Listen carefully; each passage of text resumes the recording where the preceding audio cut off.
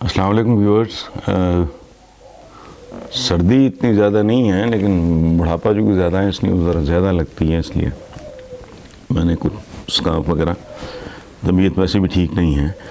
آج ہمارا موضوع ہوگا پڑوس یا پڑوسی. سب سے پہلے تو ہم شروع کرتے ہیں اپنے آقا سے صلی اللہ علیہ وسلم. انہوں نے پڑوسیوں کے بارے میں جب ان کے حقوق اور ان کے ساتھ رویہ، ان کے ساتھ سلوک کا سلسلہ، اس پہ ایجوکیٹ کرنا شروع کیا صحابہ کو، تو ان میں یہ بات گردش کرنے لگی کہ وہ خود کہتے ہیں کہ ہم تو یہ سوچ رہے تھے کہ شاید نوبت جائیداد میں حصے تک پہنچ جائے.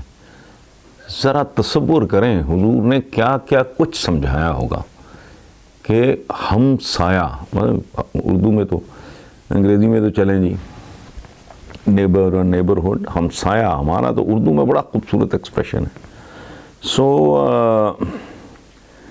پھر یہ کہ آپ ذمہ دار ہو. وہ تو زمانے اور تھے، اور طرح کے تھے، گھر اس طرح کے نہیں تھے، معاملات اور طرح کے تھے. ایوری بڈی نیو ایوری بڈی. آبادیاں بہت تھوڑی تھیں کہ دائیں ہاتھ 7 اور بائیں ہاتھ 7 گھر. یہ انتہا ہے کہ ان گھروں میں سے اگر کوئی بھوکا سویا، اب تو اس طرح کے زمانے نہیں، کم از کم شہروں میں نہیں ہے، لیکن تصور کریں پیغام کیا ہے. پھر ایک حکم ہے، یہ واقعی رحمت للعالمین ہی ایسی باتیں بتا سکتے تھے. آدمی کو تو سوچ میں نہیں آتی، فہم میں نہیں آتی کہ آپ نے اگر پھل کھایا تو اس کے چھلکے باہر نہ پھینکو. ممکن ہے پڑوسی کے بچوں میں. یہ دل کٹ جاتا ہے بندہ جب یہ اس طرح کی باتیں سنتا ہے. پھر یہ ہے کہ جب آپ ہنڈیا تیار کرو تو تھوڑا پانی ڈال لو، زیادہ تھوڑا بڑھا لو اس کو کہ اڑوس پڑوس میں بھی بھیجا جا سکے. اب یہ باتیں یہ شاید آج اس طرح امپلیمنٹ نہ ہو سکتی ہوں، لیکن اس کے اندر جو پیغام ہے وہ تو کروڑ سال بعد بھی اگر انسانیت باقی بچ گئی، یہ انہوں نے اپنے نیوکلیئر ویپنز استعمال نہ کیے جس کے بعد نام و نشان ہی شاید نہ رہے، اللہ نہ کرے، لیکن یہ کروڑوں سال بعد بھی ویلڈ رہے گا کسی نہ کسی رنگ میں، کسی نہ کسی روپ میں. اب تو چونکہ ایک شہر، ایک ملک کے اندر کئی ملک ہوتے ہیں، ایک شہر کے اندر کئی شہر ہوتے ہیں، مختلف قسم کی آبادیاں ہوتی ہیں، بستیاں ہوتی ہیں، گاؤں کا کلچر بالکل ہی اور، اس کے حالات اور واقعات اور وہاں کی ایوریج انکم اور ہے شہر کی اور لیکن بنیادی طور پہ بات کیا ہے کہ آپ نے ہمسایہ کہتے ہیں ماں جایا، یہ اس طرح کا جو کانسیپٹ ہے. اچھا، تو کہتے ہیں کہ پڑوسی کے گھر میں آگ لگے تو سب سے پہلے تم بھاگو اس آگ کو. یہ اگین سمبولک ہے. کیوں؟ چونکہ وہ پھیلے گی تو سب سے پہلے جو لپیٹ میں آئے گا وہ ظاہر ہے پڑوسی کا گھر ہوگا. اور روزمرہ کی بات ہے، اس میں تو کوئی عقل والی بات کوئی نہیں کہ ہم دوست خود بناتے ہیں، دشمن خود بناتے ہیں، حاسد خود بناتے ہیں، جو کچھ بھی کرتے ہیں. اچھا، کئی رشتے ہم خود بناتے ہیں. کچھ تو آسمانوں سے ہوتے تھے نا، ماں باپ بہن بھائی سب لنکس آپ کے. تو لیکن بے شمار رشتے ہیں جو ہم خود بناتے ہیں. لیکن پڑوسی آپ کا جو ہے وہ قدرت بناتی ہے، یہ اس کا. اور یہ گوروں کا ایک محاورہ ہے کہ لکنگ گلاس ہوتا ہے. آپ کا پڑوسی آپ کا آئینہ ہوتا ہے. آپ کا اس کے ساتھ جو سلوک ہے، اس آئینے میں اگر آپ دیکھو کہ آپ کو اس کا وہ چہرہ، آپ کو اس کی وہ شکل دکھائی دے گی.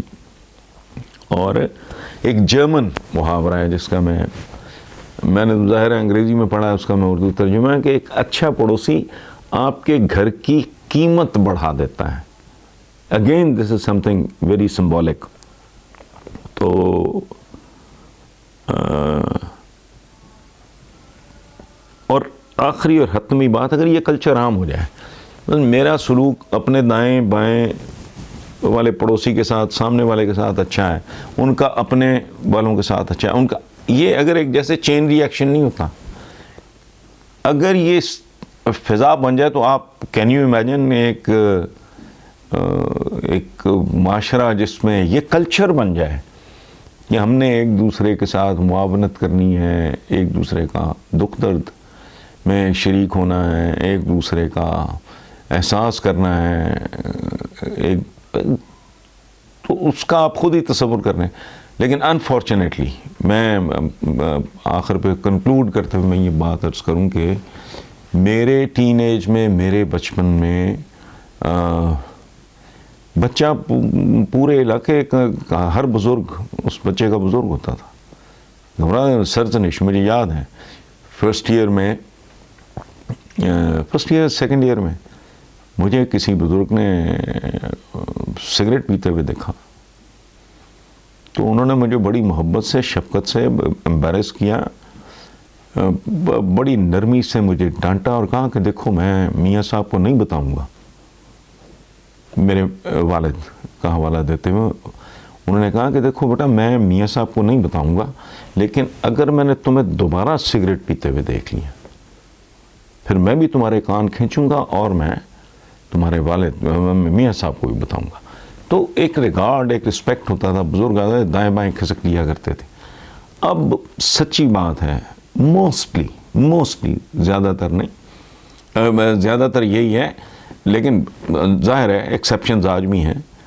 یہاں دائیں کو بائیں کا، بائیں کو دائیں کا پتہ نہیں ہوتا. یہ اور طرح کی ایک سوسائٹی بنتی جا رہی ہے. اور چلے میں کہتا ہوں یہ بھی اگر وقت کا جبر ہے تو یہ بھی قابل قبول ہے، لیکن یہ عجیب بات ہے کہ ہم ویسٹ کی ہر بدصورت چیز تو لے لیتے ہیں، ان کی خوبصورت چیزیں ہمارے ہاں دکھائی نہیں دیتی. ہم ویسٹرنائزیشن کئی معنوں میں ہو گئی ہیں. ایک بے سرے سے لونڈے لپٹیاں وہ گانے گا رہے ہوتے ہیں، خوبصورت گانوں کے بیڑا غرق کر رہے ہوتے ہیں. لباس دیکھ لیں ان کی، گفتگو دیکھ لیں ان کی، ٹرمنالوجی جو یہ استعمال کرتے ہیں. اچھا وہ سارا کچھ چلو یار وہ لے لیا آپ نے، وہ سچ بولتے ہیں وہ بھی پریکٹس کر لو، وہ ملاوٹ نہیں کرتے وہ بھی پریکٹس کر لو، وہ 2 نمبر دمائیں نہیں بناتے وہ بھی پریکٹس کر لو. وہ نہیں ہے. سو آئی ڈونٹ نو ہماری لیڈرشپ کا، ہماری تربیت کا یا ہماری اسکولنگ کا کوئی پرابلم ہوتا ہوگا. ہماری بنیادیں جب رکھی جاتی ہیں شاید کوئی ٹیڑھی ہوتی ہوں. Thank you.